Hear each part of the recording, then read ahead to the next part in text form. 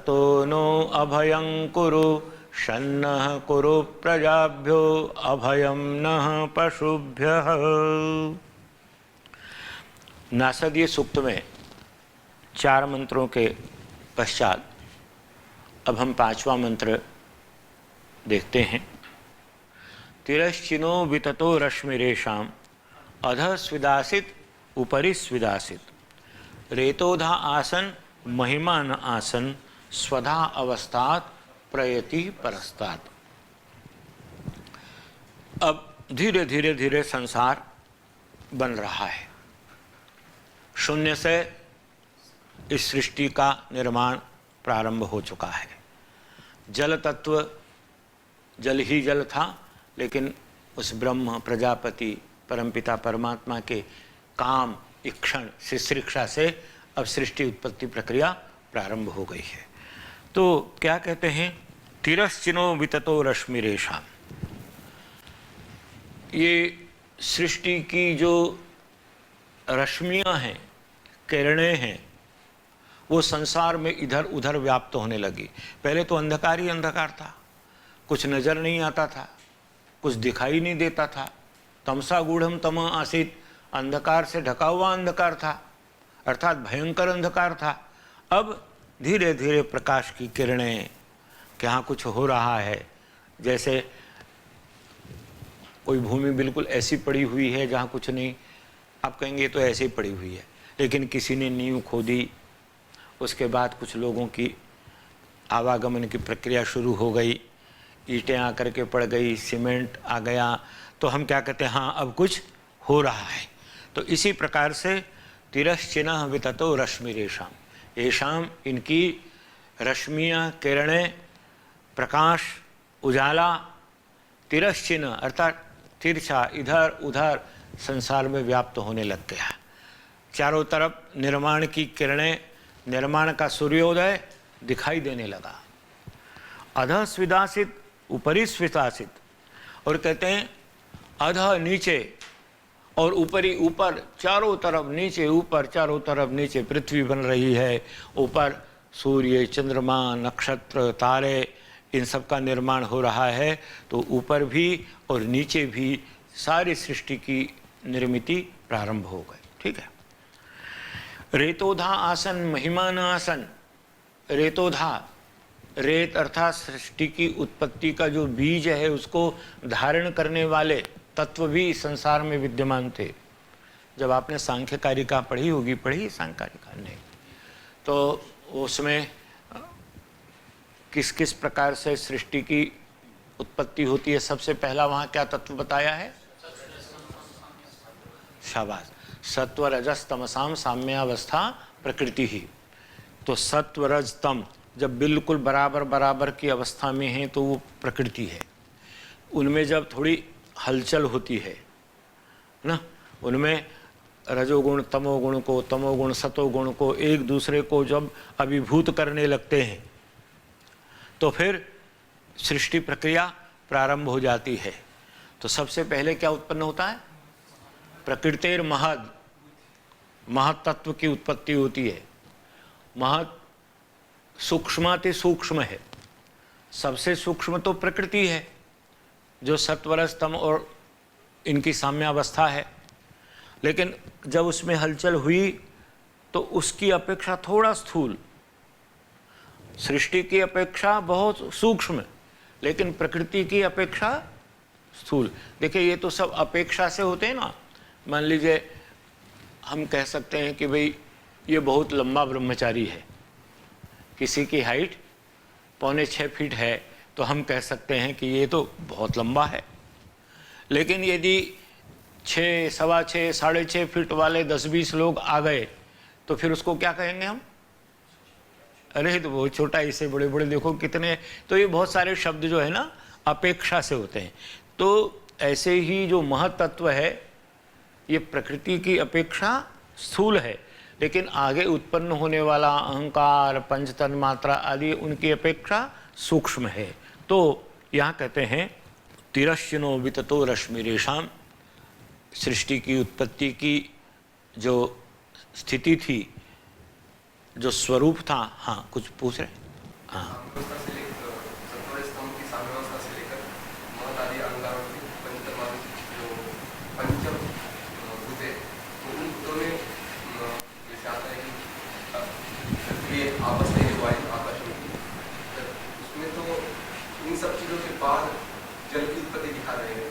लेकिन जबकि हम पहले ही कह चुके हैं कि कुछ नहीं था, जल था, जल की उत्पत्ति कैसे हो गई बिना इस सृष्टि क्रम से? हाँ हाँ हाँ, बहुत सुंदर प्रश्न किया आपने कि एक तो स्थिति वह है जो प्रलय की अवस्था है। प्रलय की अवस्था में कहते हैं कि सर्वत्र जल ही जल विद्यमान था। अब वो स्थिति बदल गई। अब सृष्टि की उत्पत्ति, संसार के निर्माण का क्रम प्रारंभ हो गया है ना। और उस क्रम में सबसे पहले क्या है? तस्माद्वा एतस्माद् आत्मनः आकाशः संभूतः। अब जब इस सृष्टि की उत्पत्ति हो गई तब पांच तत्व, पंच महाभूत, ये नए सिरे से प्रकट होने हैं, ये नए ढंग से इनका निर्माण होना है। तो उसमें ऋषि, हमारे दार्शनिक आचार्य लोग कहते हैं कि वो तो एक चैप्टर हो गया कि जल ही जल सर्वत्र विद्यमान था और सब प्रलय के रूप में था, सब सुषुप्तावस्था में थे। अब सुषुप्तावस्था से जागृत अवस्था की ओर जब ये दुनिया बढ़ने लगी तो फिर कहते हैं कि सबसे पहले आकाश हुआ, आकाशाद वायु, वायु हुई, फिर वायु से अग्नि, अग्निरापः और अद्भ्यः पृथ्वी। तो ये क्रम अब सृष्टि की उत्पत्ति का, निर्माण का है। आप इसको इस तरह से भी समझ सकते हैं कि जैसे भोजन बनाना है तो भोजन बनाने के लिए और कोई चीज़ हो या ना हो, लेकिन दो वस्तुओं की तो सबसे पहले आवश्यकता होगी ही होगी। अग्नि होनी चाहिए और जल होना चाहिए। मेरी बात को थोड़ा समझिएगा। तो आपने जल ला करके रख दिया है ना, और अग्नि आपने प्रज्वलित कर दी। अब अग्नि प्रज्वलित हो गई है, लेकिन आप ये नहीं कह सकते कि जैसे ही अग्नि प्रज्वलित हुई तुरंत उसमें जल डाल दो। जल रखा हुआ है, लेकिन पहले आपने जो सब्जी, जो छोंक लगाना है, जो कुछ करना है, पहले वो प्रक्रिया अपने उस पात्र में की, और उसके बाद जब आपको लगता है कि हाँ अब इसमें पानी डाला जाना चाहिए, तब आप उसमें जल डालते। लेकिन है पहले से विद्यमान, लेकिन अब एक प्रक्रिया चल रही है हलवा बनाने की, भोजन बनाने की, सब्जी बनाने की, खिचड़ी बनाने की, कोई भी खाद्य पदार्थ बनाने की जो प्रक्रिया है, तो उसमें उसका प्रयोग उसी क्रम पर होगा जहाँ वो आवश्यक है। तो इसी प्रकार से सबसे पहले आकाश, आकाश का मतलब क्या है? अवकाश, शून्य, है ना। वो कोई इस तरह का, और इसीलिए बहुत सारे दार्शनिकों ने, आचार्यों ने आकाश को भी नित्य माना है। आप दर्शन पढ़ेंगे तो आकाश को भी नित्य मानते हैं।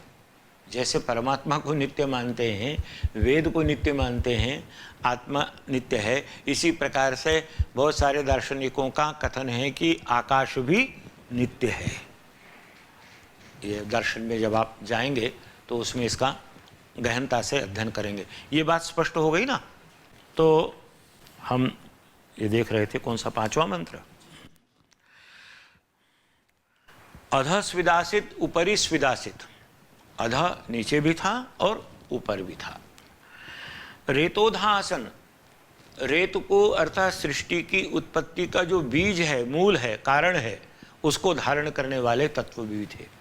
और हम चले थे यहाँ से महिमान आसन, अर्थात महिमा से युक्त, अर्थात महतत्व भी विद्यमान था। पहले तो प्रकृति थी और प्रकृति के बाद महतत्व। इसको यदि आप दूसरे दर्शन में ले जाएं, वैशेषिक में, तो क्या कहेंगे?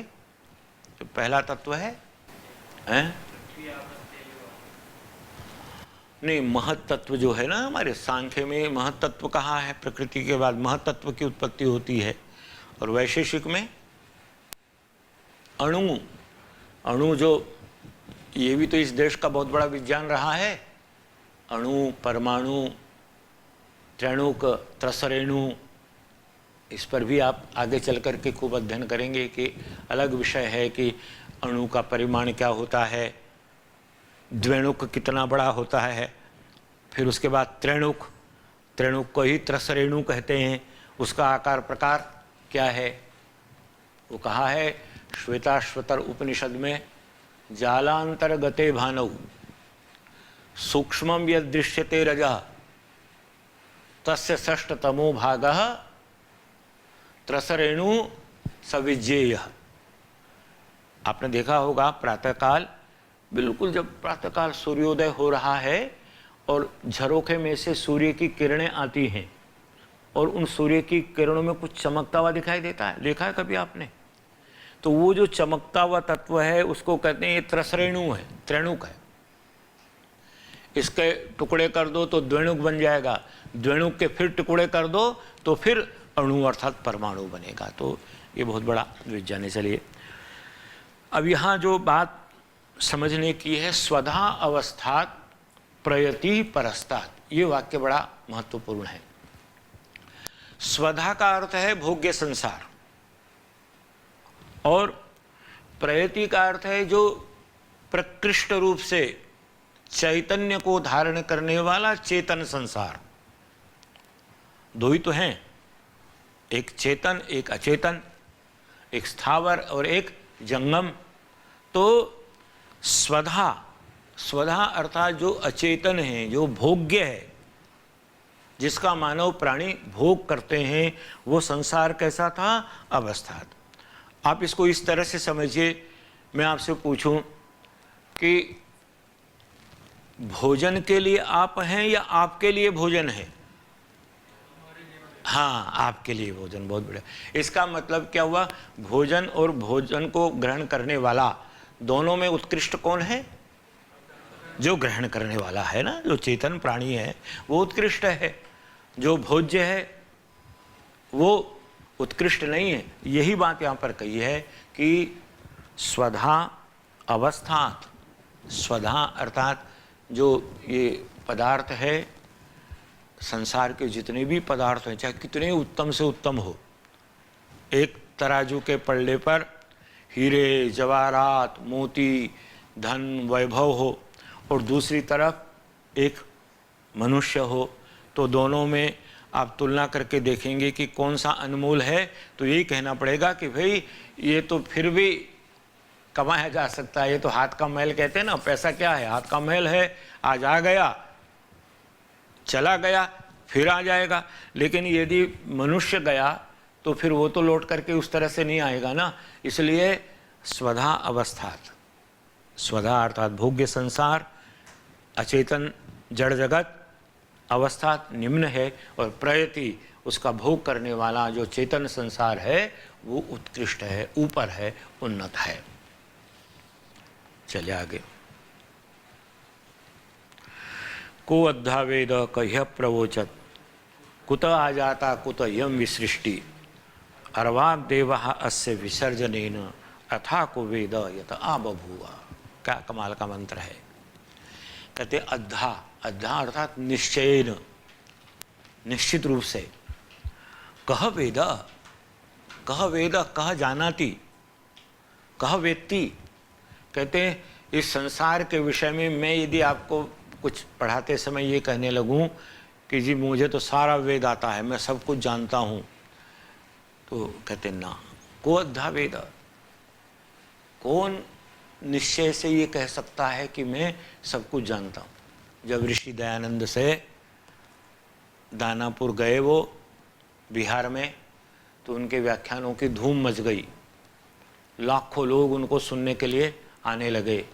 तो अब जैसे कुछ अच्छे लोगों ने जाकर के ऋषिवर से हाथ जोड़ करके कहा कि ऋषिवर हमारी नगरी धन्य हो गई, हम धन्य हो गए, आप जैसा वेदों का इतना बड़ा विद्वान, इतना बड़ा ऋषि महर्षि हमारी इस नगरी में आया और हमको अमृत पान करा रहे हैं। खूब प्रशंसा में कहते चले गए। जब वो कह चुके तो ऋषिवर गंभीर हो गए और वो क्या कहते हैं, अरे तुम मुझे विद्वान कहते हो, तुम मुझे ऋषि महर्षि कहते हो, तुम मुझे बहुत बड़ा आचार्य कहते हो? वो कहते हैं कि नहीं, मैं तो कुछ भी नहीं हूँ। यदि गौतम कणाद और कपिल के समय में मेरा जन्म हुआ होता तो मेरी गणना सामान्य पंडितों में भी नहीं होती। ऋषि महर्षि की बात तो बहुत बड़ी है, लेकिन उस समय मुझे कोई सामान्य पंडित भी नहीं कहता। और आगे वो कहते हैं, याद रखने योग्य ऋषि की बात, कहते मैं तो वेद रूपी समुद्र के तट पर बैठा हुआ, ध्यान दीजिए ऋषि के वचन है, मैं तो वेद रूपी समुद्र के तट पर बैठा हुआ, किनारे में जो पड़ी हुई सीपियां होती है ना समुद्र के तट पर, वह उनको इकट्ठा करने का, उनको जोड़ तोड़ करने का काम कर रहा हूं। इससे अधिक मुझे कुछ भी नहीं आता। तो यह कहा को अद्धा वेद, कौन निश्चय से जानता है कि ये सृष्टि कैसे बनी, कहाँ से बनी, कौन बनाने वाला, ये बड़ा कठिन विषय है। को अद्धा वेद क यह प्रवोचन, कहते यह इस दुनिया में कौन प्रकृष्ट रूप से उसका व्याख्यान कर सकता है, कौन उसको बता सकता है। क यह प्रवोचन, कोई पूरी तरह से बताने का सामर्थ्य नहीं रखता। कुत आ जाता, हम कहाँ से आए, हम कहाँ से पैदा हुए। कुत इयं विसृष्टि, विसृष्टि विविधा सृष्टि, एक प्रकार की सृष्टि है क्या? आप किसी भी दृष्टि से विचार करने लग जाएं, मिट्टी देखेंगे तो हरिद्वार की मिट्टी कैसी होगी, राजस्थान की मिट्टी कैसी होगी, हरियाणा की कैसी होगी, महाराष्ट्र में गुजरात चले जाएं तो ये मिट्टी ही एक जैसी नहीं है।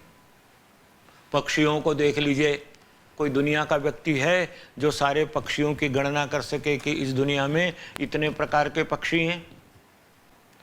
लताओं को, वृक्षों को देख लीजिए तो कोई लताओं का, पेड़ पौधों का पूरा कैटलॉग नहीं बना सकता, कितने ही बना लो, कितने ही छाप लो, लेकिन फिर भी पूरा नहीं हो सकता। तो इसलिए कहा ये विसृष्टि, विविधा, नाना प्रकार के सौंदर्यों से, रूपों से परिपूर्ण ये जो वृष्टि, ये कैसे है, कितनी है, कहाँ से आई है। क अद्धा वेद, कौन इसको जान सकता है, कोई नहीं जानता। फिर कहते हैं अच्छा हम नहीं जानते, हम तो सामान्य लोग हैं, देवता जानते होंगे, चलो देवताओं से पूछ लेते हैं। कहा ना, अर्वाग देवा अस्य विसर्जनेन, देवा अर्वाग अस्य विसर्जनेन, इस सृष्टि के विसर्जन अर्थात इसके निर्माण से बाद के हैं देवता, पहले के नहीं है। देवता भी इस सृष्टि की उत्पत्ति के बाद के हैं, तो जो बाद वाले हैं वो पहले की चीज़ को क्या जाने। अब आप मान लीजिए मुझसे पूछें या मैं आपसे पूछूं कि ऋषि दयानंद कैसे थे, कितने लंबे चौड़े थे, कैसा उनका ललाट था, कैसी उनकी वाणी थी, तो ना आप बता पाएंगे ना मैं बता पाऊंगा। हम सब ये की बात कहेंगे भाई हमको क्या पता, वो तो हमसे बहुत पहले हो गए, उस समय का कोई व्यक्ति है वही बता सकता है। तो देवता भी इसके विषय में इदम इत्थम नहीं बता सकते कि ये सृष्टि कैसे उत्पन्न हुई। तो फिर कहते हैं अथा को वेद यत आ बभूव, तो यतः पंचमी का एक वचन है ना, जिससे, जहाँ से, अपादाने पंचमी, तो जहाँ से ये सारा संसार आ बभूव उत्पन्न हुआ, कहते हैं का वेद कोई नहीं जानता। अर्थात सृष्टि के रहस्य को जानना अत्यंत दुष्कर है, कठिन है। कोई व्यक्ति संसार का सृष्टि की उत्पत्ति के विषय में परिपूर्ण रूप से नहीं जानता।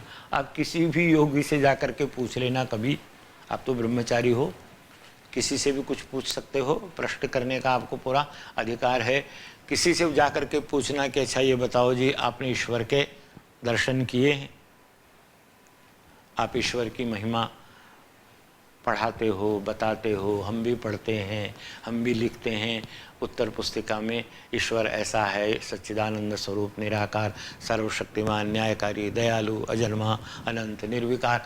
आप भी लिखते हो, हम भी लिखते हैं, आप भी बताते हो, हम भी बताते हो, लेकिन किसी से ज़रूर पूछना जीवन में, कोई बहुत बड़ा योगी हो उससे जाकर के पूछना कि अच्छा ये बताओ ईमानदारी से कि आपने उस ईश्वर को देखा है, और वो देखा है तो बताओ कैसा है, कैसा है उसका रंग रूप, कैसा वो दिखाई देता है, कब देखा, कैसे देखा, तो वाणी बिल्कुल मौन हो जाएगी।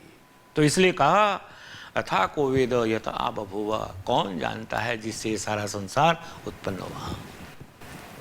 गुरुजी जैसे भक्ति के जो भी आचार्य अब तक की परंपरा में होकर चले गए, तो वो तो ऐसा दावा करते भी है कि आपने भगवान को देखा है, तो वो कहते हैं कि हाँ मैंने ईश्वर को देखा है, और वैसे ही देखा जैसे आप मेरे सामने। ठीक ठीक, केवल एक वही उदाहरण ऐसा पढ़ने को मिलता है। देखिए, हम और आप, हमने स्वामी विवेकानंद जी को नहीं देखा, हमने बालक नरेंद्र को नहीं देखा, हमने रामकृष्ण परमहंस को नहीं देखा। हमने पुस्तकों में पढ़ा कि बालक नरेंद्र जब नास्तिक हो गया था और लोगों से पूछता था कि बताओ कोई है ऐसा जिसने ईश्वर का दर्शन किया हो, तो सब लोग कहते थे कि बस एक ही हो सकता है जिसने ईश्वर के दर्शन किए हुए हों। तो वो सीधे रामकृष्ण परमहंस के पास चले गए और पूछा कि भाई यदि आपने किए हों तब तो मैं आपके पास समय नष्ट करूं, यदि आपने ही नहीं देखा होगा तो आप मुझे क्या बताओगे। भाव यही था। तो उन्होंने पूछा और बताते हैं कि उन्होंने कहा मैं जैसे तुमको देख रहा हूँ ऐसे ईश्वर को मैंने देखा है। और फिर उसके बाद शक्तिपात किया। शक्तिपात करने से वो एकदम बेहोश जैसे मूर्छा की अवस्था में थोड़ी देर के लिए आ गए। तो ये एक उदाहरण तो हम लोगों ने पुस्तकों में पढ़ा है, इसको भी हमने किसी व्यक्ति से प्रत्यक्ष नहीं पूछा है, ना किसी ने हमको बताया। मैं एक सामान्य बात, मैं ये नहीं कह रहा हूँ कि ईश्वर नहीं है, ईश्वर तो है, ईश्वर का साक्षात्कार करने वाले भी होंगे, लेकिन ऐसे लोगों की संख्या बहुत बहुत बहुत बहुत कम है, अंगुल्यग्रगण्य हैं। बहुत विरले लोग होते हैं जो परमात्मा का साक्षात्कार कर पाते हैं। ये तो आपका हरिद्वार भरा पड़ा है, जिस भी किसी आश्रम में चले जाओ तो वहाँ बड़े बड़े गुरु हैं। काशी में चले जाओ, मथुरा में चले जाओ, वृंदावन चले जाओ, बड़े बड़े ज्योतिषी हैं। अब आप किसी ज्योतिषी से जाकर के पूछो भैया आपने बताया नहीं कि ये कोरोना आने वाला है, कब आएगा, कैसे आएगा, चलो अभी बता दो कि ये कब तक रहेगा और कितने लोगों को लेकर के जाएगा। ज्योतिष विद्या शून्य। तो ऐसी विद्या जो केवल वैसे ही शब्दों में चलती रहे, लेकिन परीक्षा की घड़ी आए, देखिए किसी भी वस्तु का निर्णय, उसकी प्रामाणिकता प्रसंग आने पर ही तो होती है। अब कोई कहे मैं बहुत बड़ा वीर हूँ, मैं बड़ा बलवान हूँ, मैं किसी से नहीं डरता, कहते रहो, लेकिन जब डर का कारण सामने खड़ा हो और फिर डर ना आए, तब वो वास्तव में निडर है, निर्भय है। चलिए इसको पूरा करेंगे। अर्वाग देवा अस्य विसर्जने न कत, देवता इसके निर्माण के बाद हुए। अथा को वेद यत आबभूव, तो कौन जानता है कि ये सृष्टि कहाँ से कैसे उत्पन्न हुई। इस मंत्र को देख लीजिए। इयं विसृष्टिर्यत आबभूव यदि वान यो अस्याध्यक्षः परमे व्योमन सो अंग वेद यदि वान वेद। कहते हैं इयं विसृष्टि, ये विविध प्रकार की सृष्टि है। इसका आप कितना वर्णन कर लो, कितनी व्याख्या कर लो, विविध प्रकार की सृष्टि। दो मनुष्य एक जैसे नहीं है, दो भाइयों की भी आकृतियां अलग अलग हैं। तो ये विविध प्रकार की जो सृष्टि है, यत आबभूव, जिससे उत्पन्न हुई, जिस ब्रह्मा ने, जिस प्रजापति ने, जिस परमात्मा ने इस सारी सृष्टि का निर्माण किए। कहते यदिवा दधे यदिवान, भाई वही इस संसार को धारण करता होगा, अथवा पता नहीं वो भी धारण करता है या उसने किसी और को ये काम सौंप रखा है। जिसने इस सुंदर संसार को बनाया, इसकी रचना की। हमारे कवि लोग गाते ना, पत्ते पत्ते की कतरन न्यारी, एक एक पत्ती की कतरन को देख लो, कहीं जहाँ नज़र जमे वहीं जमा लो। तो उस परमात्मा की रचना धर्मिता पर आश्चर्य होता है, मनुष्य मंत्र मुग्ध हो जाता है। तो यदिवान दधे यदिवान, कहते हैं या तो वही धारण करता होगा या पता नहीं कौन इसको धारण करता है। यो अस्याध्यक्ष, और कहते हैं जो इस सृष्टि का अध्यक्ष है, स्वामी है, अधिपति है, इसका राजा है, राजाओं का राजा है। सो अंग वेद परमे व्योमन, व्योमन ये भी सप्तमी का एक वचन है, परमे व्योमनी, अर्थात उस परम व्योम में। व्योम हम किसी भी अच्छी बात के लिए कहते हैं ना, वो ऊपर वाला जाने, वो ऊपर है। जहाँ निकृष्ट हो बात तो उसको नीचे कहते हैं, नरक में है, पाताल में है, धरती में गड़ गया है, और जो अच्छा हो उसको कहते हैं कि वो ऊपर है। तो अस्याध्यक्ष परमे व्योमन, जो इस सृष्टि का अध्यक्ष है, स्वामी है, अधिपति है, वो परम व्योम में है, अर्थात इस अंतरिक्ष में, सारे ब्रह्मांड में, कण कण में, यत्र तत्र सर्वत्र, सारी वसुधा में, सारी पृथ्वी में व्याप्त है। सो अंग वेद यदि वा न वेद। बड़ी विनम्रता के साथ ऋषि कहता है कि भाई वही जानता होगा, हम तो उसको पूरी तरह से नहीं कह सकते। और यही उपनिषदों का कथन है, नेति नेति, अर्थात इतना ही नहीं है, वो इससे भी बड़ा है। तो ये नासदीय सूक्त जो है आपने पढ़ा, और इसको पढ़िएगा, आनंद लीजिए इसका। मनु जी ने कहा है, अनभ्यासेन वेदानाम आचारस्य च वर्जनात् आलस्यात् अन्न दोषाच्च मृत्युर्विप्रान जिघांसति। श्लोक याद है ना? ये कहते हैं 4 चीज़ें हैं। तो सबसे पहली है अनभ्यासेन वेदानाम, वेद का अभ्यास यदि छूट गया, वेद का पठन पाठन यदि छूट गया तो विनाश ही विनाश है। और आचारस्य च वर्जनात्, दूसरी बात है आचार, सदाचार। आचारहीनम न पुनन्ति वेदः, आचारः परमो धर्मः। और आलस्यात्, तीसरा है आलस्य। आलस्य मानव का सबसे बड़ा शत्रु है। और अन्न दोषाच्च, चौथी बात है अन्न में जब दोष आ जाता है, खान पान में दोष आ जाता है। ये कहाँ से आया रोग? कोरोना अन्न दोष से ही तो आया। चीन के लोगों ने ऐसे अभक्ष्य पदार्थों का भक्षण किया कि वहाँ से वो ये भयंकर विष की धारा पूरे संसार में फैल गई, और आज मानवता को निगलने के लिए बिल्कुल तैयार है। तो 4 चीज़ें बताई मनु ने।